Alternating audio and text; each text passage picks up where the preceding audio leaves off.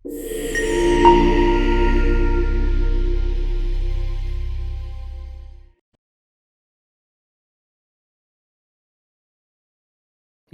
കഥകൾക്കായി ഈ channel subscribe ചെയ്യാൻ മറക്കാതിരിക്കുക. നിങ്ങളുടെ പ്രോത്സാഹനം ഞങ്ങൾക്കേറെ വിലപ്പെട്ടതാണ്. ദിതി രാജകുമാരി പറഞ്ഞ കഥയിൽ ലയിച്ചിരുന്ന വിക്രമവല്ലരി ഒടുവിൽ ദിതിയോട് അവളുടെ പുരുഷ വിദ്വേഷത്തിനുള്ള കാരണം എന്താണ് എന്ന് ചോദിച്ചു. അത് കേട്ടതോടെ ദിതിയുടെ മുഖം മാറി. ദേഷ്യത്തോടെ അവൾ പറഞ്ഞു, പുരുഷവർഗത്തെ വിശ്വസിക്കാൻ കഴിയില്ല. അതെന്താ അങ്ങനെ പറയാൻ കാരണം? നിനക്ക് അവരിൽ നിന്ന് വല്ല തിക്താനുഭവം ഉണ്ടായോ? അങ്ങനെ ചിലരുണ്ടാകുമെന്ന് വെച്ച് എല്ലാവരും വിശ്വസിക്കാൻ കൊള്ളാത്തവരാണോ? പറയൂ, എന്താണെങ്കിലും നിനക്ക് എന്നോട് പറയാം. വിക്രമവല്ലരി അവളെ നിർബന്ധിച്ചു. അവൾ പറഞ്ഞു, ഉണ്ടായിട്ടുണ്ട്. ഈ ജന്മത്തിലല്ല, കഴിഞ്ഞ ജന്മം. എന്നാൽ ആ കഥ കൂടി എന്നോട് പറയൂ. ഒരല്പനേരത്തെ മൗനത്തിന് ശേഷം ദിതി പറഞ്ഞു തുടങ്ങി. സഖി, പൂർവ്വജന്മം എന്നൊക്കെ കേൾക്കുമ്പോൾ നിനക്കെന്നെ കളിയാക്കണമെന്നൊക്കെ തോന്നും. പക്ഷെ ഇതങ്ങനെയല്ല. എൻ്റെ തീരുമാനങ്ങൾക്ക് വ്യക്തമായ കാരണമുണ്ട്. കഥ മുഴുവൻ പറഞ്ഞു തീരുന്നതുവരെ എന്നോട് ചോദ്യങ്ങൾ ചോദിക്കരുത്. കേട്ട് കഴിഞ്ഞിട്ട് എന്നെ കളിയാക്കി ചിരിക്കുകയും അരുത്. വിക്രമവല്ലരി ദിതിയുടെ കയ്യിൽ പിടിച്ച് ഉറപ്പ് നൽകി. അവൾ പറഞ്ഞു, പണ്ട് ചിത്രവനത്തിൽ 2 പഞ്ചവർണ്ണ പക്ഷികൾ താമസിച്ചിരുന്നു. ശംഖനാഥൻ എന്നായിരുന്നു ആൺപക്ഷിയുടെ പേര്, വല്ലരി എന്നായിരുന്നു പെൺപക്ഷിയുടെ പേര്. ഇരുവരും വളരെ സന്തോഷത്തോടെ വസിച്ചിരുന്നു. അവർക്ക് കുഞ്ഞുങ്ങളില്ലായിരുന്നു. അതിനാൽ അടുത്തുള്ള ഭദ്രകാളി ക്ഷേത്രത്തിൻ്റെ നടയിൽ നിത്യം ഇരുവരും ചെന്ന് പ്രാർത്ഥിക്കുമായിരുന്നു. ഇര തേടി വരുമ്പോൾ കിട്ടുന്നതിൻ്റെ ഒരു പങ്ക് ദേവിക്ക് നേദിക്കും. വളരെ സ്നേഹത്തോടെയായിരുന്നു ഇരുവരും കഴിഞ്ഞിരുന്നത്. അങ്ങനെയിരിക്കെ ദേവിയുടെ അനുഗ്രഹം പോലെ പെൺപക്ഷി മുട്ടയിട്ടു. ശംഖനാഥന് സന്തോഷമായി. പ്രാർത്ഥനയ്ക്ക് ഫലമുണ്ടായല്ലോ എന്നോർത്ത് വല്ലരിയും സന്തോഷിച്ചു. അല്പകാലം കഴിഞ്ഞപ്പോൾ മുട്ടകൾ വിരിഞ്ഞു.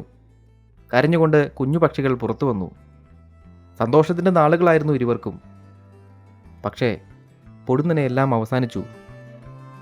അസഹ്യമായ ചൂടുള്ള ഒരു പകലിൽ പടിഞ്ഞാറൻ കാറ്റിൻ്റെ കൈകൾ മുളങ്കൊമ്പുകളെ പിടിച്ചുലച്ചു.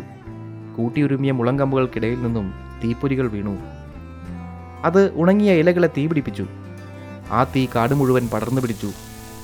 ഇര തേടാൻ പോയ ശംഖനാഥനും വല്ലരിയും തിരികെ വന്നപ്പോൾ കണ്ടത് കത്തിയെരിഞ്ഞ കൂടും ജീവനില്ലാത്ത തങ്ങളുടെ മക്കളെയുമാണ്. രണ്ടുപേരും തകർന്നുപോയി. എത്രയോ കാലം പ്രാർത്ഥിച്ചും വ്രതം നോക്കിയും കിട്ടിയ കുഞ്ഞുങ്ങളാണ്. ഇനി ഒരിക്കലും തങ്ങൾക്ക് കുഞ്ഞുങ്ങളുണ്ടാവാൻ സാധ്യതയുമില്ല. ഇരുവരും പ്രാണത്യാഗം ചെയ്യാൻ തീരുമാനിച്ചു. ക്ഷേത്രത്തിനരികിൽ ഒരിടത്ത് തീ ഇനിയും അണയാതെ കത്തുന്നുണ്ടായിരുന്നു. ഇരുവരും ചേർന്ന് അങ്ങോട്ട് പറന്നു. പക്ഷേ പെട്ടെന്ന് ചൂട് സഹിക്കാൻ പറ്റാതെ ശംഖനാഥൻ തീയിൽ നിന്നും പറന്നു മാറി. അപ്പോഴേക്കും വല്ലരിയുടെ ചിറകുകളിൽ തീ പടർന്നു കഴിഞ്ഞിരുന്നു. ചിറകുകൾ കരിഞ്ഞ് അവൾ താഴെ വീണു. അഗ്നി അവളെ വിഴുങ്ങാനായി കരിയിലകൾ കത്തിച്ചുകൊണ്ട് പാഞ്ഞെടുത്തു. മരിക്കുന്നതിന് മുൻപേ അവൾ ദേവിയോട് പ്രാർത്ഥിച്ചു, ദേവി, ഈ ഭൂമിയിൽ എനിക്കൊരു ജന്മം കൂടി തരണം. ആ ജന്മത്തിൽ ഞാനൊരു രാജകുമാരിയായി ജനിക്കണം. എൻ്റെ ശരീരത്തിൽ നിന്നും എല്ലാവരെയും ആകർഷിക്കുന്ന ഹൃദ്യമായ പരിമളം വമിക്കണം. എന്നാൽ ആൺവർഗത്തിന് കിട്ടാക്കനിയായി ഏറെക്കാലം ജീവിക്കാൻ എനിക്ക് കഴിയണം. അപ്പോഴേക്കും തീ അവളെ വിഴുങ്ങിക്കഴിഞ്ഞിരുന്നു. ദിതി രാജകുമാരി കഥ പറഞ്ഞ് അവസാനിപ്പിച്ചു. ജാലകത്തിന് അരികിലിരുന്നിരുന്ന ഒരു പക്ഷി ചിലച്ചുകൊണ്ട് പറന്നു. അത് തൻ്റെ സഹോദരൻ ഭട്ടിയാണ് എന്ന് വിക്രമാദിത്യന് മനസ്സിലായി. ദിതി പറഞ്ഞു, സഖി, കഥയിലെ പെൺപക്ഷിയാണ് ദിതി രാജകുമാരിയായി നിന്റെ മുന്നിലിരിക്കുന്നത്. എൻ്റെ ശരീരത്തിൽ നിന്ന് വരുന്ന അപൂർവ പരിമളവും ഈ ജന്മവും ജീവിതവുമെല്ലാം എനിക്ക് ദേവി തന്നതാണ്. ഒരിക്കലും ഞാൻ എൻ്റെ പ്രതിജ്ഞ ലംഘിക്കില്ല. ഒരു പുരുഷനും എന്നെ കാണുകയില്ല. ഞാനും ആരെയും എൻ്റെ അടുത്ത് വരാൻ അനുവദിക്കുകയില്ല. ഓർമ്മ വച്ച കാലം മുതൽ ഞാൻ ഇങ്ങനെയാണ്. എൻ്റെ പിതാവിന് പോലും ഈ അന്തഃപുരത്തിലേക്ക് പ്രവേശനമില്ല. എൻ്റെ ശരീരത്തിൽ നിന്ന് വരുന്ന ഈ അപൂർവ പരിമളം രാജ്യം മുഴുവനും ഇപ്പോൾ അലയടിക്കുന്നുണ്ട്. എല്ലാവരും അതിൽ മയങ്ങിയിരിക്കുന്നു.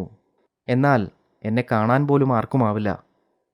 ഇത് പുരുഷവർഗത്തോടുള്ള എൻ്റെ പ്രതികാരമാണ്. എല്ലാം കേട്ട ശേഷം വിക്രമവല്ലരി ദിതി രാജകുമാരിയെ ആശ്വസിപ്പിച്ചു. പിന്നീട് അവർ പഴയതുപോലെയായി. കഥയുമായി ബന്ധപ്പെട്ട ഒരു കാര്യവും വിക്രമവല്ലരി ദിതിയോട് പിന്നീട് ചോദിച്ചിട്ടില്ല. അധിക ദിവസങ്ങൾ കഴിയുന്നതിന് മുൻപ് തന്നെ യാത്ര പോയ വിക്രമവല്ലരിയുടെ ഭർത്താവ് തന്ത്രലോകൻ തിരികെ എത്തി. അയാൾ ദിതി രാജകുമാരിയുടെ അച്ഛനായ സോമവർമ്മനെ വന്ന് കണ്ടു. സോമവർമ്മൻ തന്ത്രലോകവേഷധാരിയായ ഭട്ടിയെ യഥാവിധി സ്വീകരിച്ചു.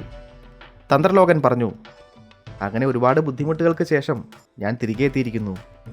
ഈ യാത്രയിലുണ്ടായ അനുഭവങ്ങൾ പറഞ്ഞറിയിക്കാനാവാത്തത്ര ദുഷ്കരമായിരുന്നു.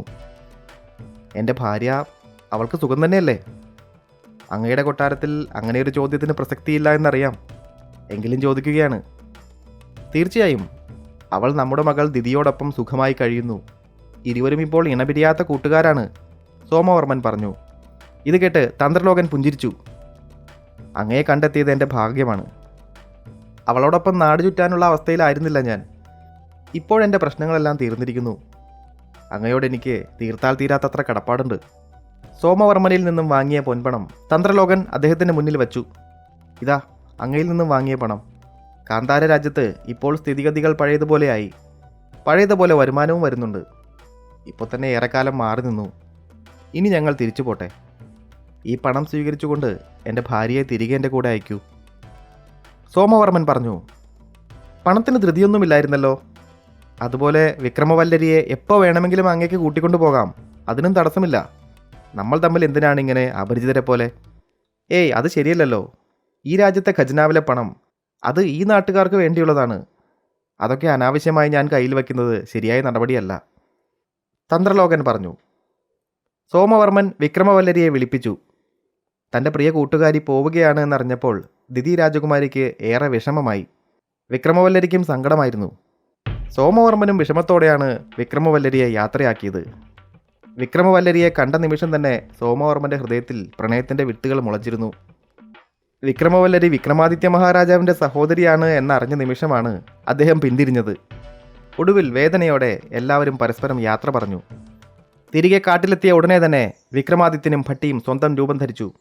ഭട്ടി പറഞ്ഞു, ഇനിയാണ് യഥാർത്ഥ കളി തുടങ്ങുന്നത്. അത് കേട്ട് വിക്രമാദിത്യൻ ചോദിച്ചു, ഇനി എന്ത് കളി? നമ്മൾ ഇങ്ങോട്ട് വന്ന കാര്യം നടത്തിക്കഴിഞ്ഞു. രാജകുമാരിയുടെ പുരുഷവിദ്വേഷത്തിനുള്ള കാരണം അറിഞ്ഞു. കാടാറ് മാസം കഴിയാറായി. ഇനി നമുക്ക് ഉജ്ജയിനിയിലേക്ക് തിരികെ പോകാം. അതെന്താ ഏട്ടാ അങ്ങനെ പറയുന്നത്? ദിതി രാജകുമാരിയെ ഇവിടെ തനിയെ വിട്ടിട്ട് പോകാൻ പറ്റുമോ? അവളെ പിരിഞ്ഞു പോകുന്നതിൽ ഏട്ടന് വിഷമമില്ലേ? പോകുമ്പോൾ നമുക്ക് അവളെ കൂടി ഉജ്ജയിനിയിലേക്ക് കൊണ്ടുപോയാലോ? ഇത് കേട്ട് വിക്രമാദിത്യൻ ചിരിച്ചു. നീ എന്തൊക്കെയാണ് പറയുന്നത് ഭട്ടി? അവൾ പുരുഷന്മാരെ കാണുക പോലുമില്ല എന്ന പ്രതിജ്ഞയൊക്കെ എടുത്തിരിക്കുകയല്ലേ. നമുക്കെന്ത് ചെയ്യാനാവും? ഭട്ടി അർത്ഥം വച്ച് ചിരിച്ചു. ദിതി രാജകുമാരിയുടെയും വിക്രമവല്ലരിയുടെയും ആത്മബന്ധം ഞാനും കണ്ടതാണ്. എനിക്ക് തോന്നുന്നു ദിതി രാജകുമാരി അവളുടെ ജീവിതത്തിൽ ഇനി സന്തോഷവതിയായി ഇരിക്കുമെങ്കിൽ അത് അങ്ങയോടൊപ്പം മാത്രമായിരിക്കും ഏട്ടാ. ശരി, നീ എന്താണ് പറഞ്ഞു വരുന്നത്? ഇനി എന്താണ് ചെയ്യേണ്ടത്? വിക്രമാദിത്യൻ ചോദിച്ചു. ഭട്ടി പറഞ്ഞു, ദിതി രാജകുമാരിയുടെ അച്ഛൻ സോമവർമ്മ മഹാരാജാവ് നല്ല ഒരു കലാസ്വാദകനാണ്. കലാപരമായ കഴിവുള്ളവർക്ക് അദ്ദേഹത്തിൻ്റെ കൊട്ടാരത്തിൽ വിശിഷ്ടമായൊരു സ്ഥാനമുണ്ട്. നമുക്ക് ആ വഴിയൊന്ന് ശ്രമിക്കാം. സ്ത്രീ വിദ്വേഷിയായ ഒരു താപസവേഷത്തിൽ അങ്ങയുടെ കാത്തിരിക്കുക. ഞാൻ സ്ത്രീവേഷധാരിയായ ഒരു നർത്തകിയായി അദ്ദേഹത്തിൻ്റെ കൊട്ടാരത്തിലേക്ക് പോകാൻ പോകുന്നു. സോമവർമ്മ മഹാരാജാവ് അങ്ങയെ കാണാനായി ഇവിടെ എത്തും. ബാക്കിയെല്ലാം അപ്പോഴത്തെ യുക്തി പോലെ ചെയ്യുക. വിക്രമാദിത്യൻ സമ്മതിച്ചു. ഭട്ടി വേതാളത്തെ വരുത്തി തൻ്റെ ശരീരം അവനെ ഏൽപ്പിച്ചിട്ട് സ്ത്രീവേഷം ധരിച്ചു. അവൾ നേരെ സോമവർമ്മൻ്റെ കൊട്ടാരത്തിലേക്ക് ചെന്നു. താനൊരു തെരുവ് നർത്തകിയാണെന്നും തനിക്ക് ചില ജാലവിദ്യകൾ അറിയാമെന്നും രാജധാനിയിൽ ഒരു നൃത്തം അവതരിപ്പിക്കാനുള്ള അവസരം നൽകണമെന്നും പറഞ്ഞു. കലാസ്വാദകനായ സോമവർമ്മൻ വളരെ സന്തോഷത്തോടെ അത് സമ്മതിച്ചു. ആ നർത്തകിക്കായി വേദി ഒരുങ്ങി. സഭയിൽ നിരവധി കാഴ്ചക്കാരോടൊപ്പം സോമവർമ്മനും ഉണ്ടായിരുന്നു. പുരുഷവേഷധാരിയായ വേതാളത്തോടൊപ്പം സ്ത്രീവേഷധാരിയായ ഭട്ടി അവിടെ എത്തി. എന്താണ് ഈ സ്ത്രീ ചെയ്യാൻ പോകുന്നത് എന്നറിയാനുള്ള ആകാംക്ഷ മൂലം അന്തഃപുരത്തിലെ കിളിവാതിലിലൂടെ ദിതി രാജകുമാരിയും പ്രകടനങ്ങൾ ആസ്വദിക്കുന്നുണ്ടായിരുന്നു. നർത്തകി സഭയിൽ വന്നുകൊണ്ട് സ്വയം പരിചയപ്പെടുത്തി. മദനമോഹിനി എന്ന നർത്തകിയാണ് താനെന്നും സോമവർമ്മ മഹാരാജാവിൻ്റെ ഇംഗിതപ്രകാരം തൻ്റെ ചില പ്രകടനങ്ങൾ ഇവിടെ അവതരിപ്പിക്കാനാണ് വന്നിരിക്കുന്നത് എന്നും അവൾ പറഞ്ഞു. അവളുടെ അംഗലാവണ്യം കണ്ട് ചുറ്റുമുള്ളവർ അവളെ തന്നെ നോക്കിയിരുന്നു. നർത്തകി ഇന്ദ്രജാലവും മഹേന്ദ്രജാലവുമെല്ലാം അവതരിപ്പിച്ചുകൊണ്ട് കാഴ്ചക്കാരുടെ കയ്യടി നേടി. അതിനുശേഷം അവൾ തൻ്റെ ഭർത്താവിനെ പരിചയപ്പെടുത്തി. അത് പുരുഷവേഷധാരിയായ വേതാളമായിരുന്നു. തൻ്റെ ഭർത്താവ് ദേവേന്ദ്രൻ്റെ സേനാനായകനാണെന്നും ദേവാസുര യുദ്ധം നടക്കുന്നതിനാൽ അദ്ദേഹത്തിന് രാജധാനിയിൽ എത്തേണ്ടതുണ്ട് എന്നും പറഞ്ഞു. ഇത് കേട്ട് വലിയൊരു തമാശ ആസ്വദിച്ചതുപോലെ സഭയിൽ കൂട്ടച്ചിരി ഉയർന്നു.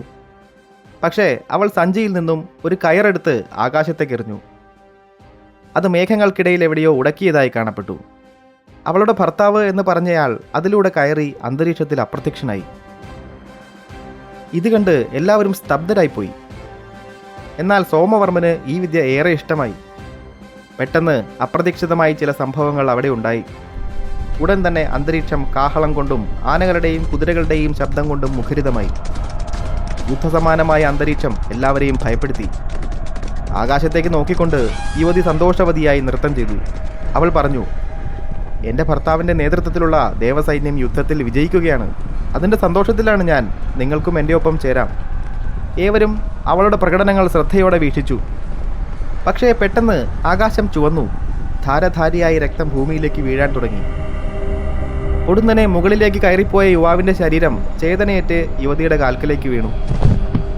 അവൾ ഭയന്ന് വിറച്ചുകൊണ്ട് വാവിട്ട് കരഞ്ഞു. സോമവർമ്മനും പരിവാരങ്ങളും ഈ രംഗം കണ്ട് ഞെട്ടിത്തരിച്ചു. കരഞ്ഞുകൊണ്ട് അവൾ പറഞ്ഞു, എൻ്റെ ഭർത്താവ് യുദ്ധത്തിൽ കൊല്ലപ്പെട്ടിരിക്കുന്നു. അസുര രാജാവ് അദ്ദേഹത്തിൻ്റെ ശരീരം അവജ്ഞയോടെ എൻ്റെ കാൽക്കിലേക്ക് വലിച്ചെറിഞ്ഞിരിക്കുന്നു. ഇനി ഞാൻ വിധവയാണ്. മഹാരാജാവേ, അങ്ങനെയൊരു സഹായം ചെയ്യുക. എൻ്റെ ഭർത്താവിന് വേണ്ടി ഒരു ചിതയൊരുക്കി തരിക. ആത്മശാന്തിക്കായി വേണ്ടത് ചെയ്ത് ഈ ദേഹം ദഹിപ്പിക്കുക. ആചാരപ്രകാരം ഞാനും ആ തീയിൽ എരിഞ്ഞു തീരട്ടെ. സോമവർമ്മൻ തരിച്ചു നിന്നതേയുള്ളൂ. യുവതി തുടർന്നു, അങ്ങേക്കതിന് കഴിയില്ലെങ്കിൽ ഞാൻ തന്നെ അത് ചെയ്യാം. കണ്ണടച്ച് തുറക്കുന്നതിന് മുൻപേ തന്നെ അവൾക്ക് ചുറ്റും അഗ്നിജ്വാലകൾ ഉയർന്നു. ഭർത്താവിൻ്റെ ശരീരത്തോടൊപ്പം അവളും കത്തിയെരിഞ്ഞു തീർന്നു. എന്താണ് ചെയ്യേണ്ടത് എന്നറിയാതെ സോമവർമ്മനും സഭാംഗങ്ങളും ഈ രംഗം കണ്ടുനിന്നവരും നിശബ്ദരായി അത് നോക്കി നിന്നു.